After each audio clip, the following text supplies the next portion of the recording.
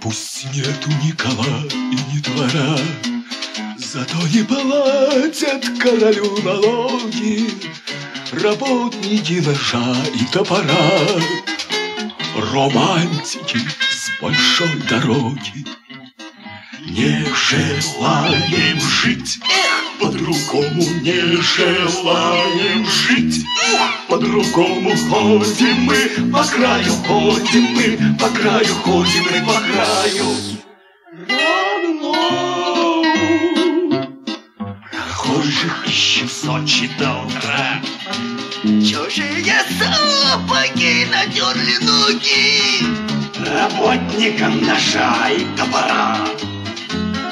Романтика большой дороги.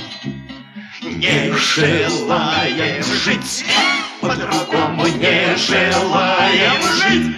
По-другому ходим мы, по краю ходим мы, по краю ходим мы, по краю родному.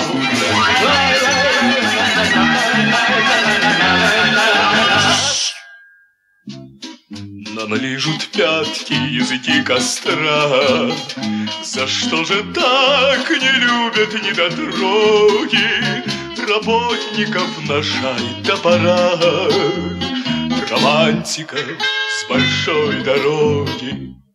Не желаем жить, по-другому не желаем жить. По-другому ходим мы, по краю ходим мы, по краю ходим мы, по краю. Юра, Юра, Юра, Юра, Юра.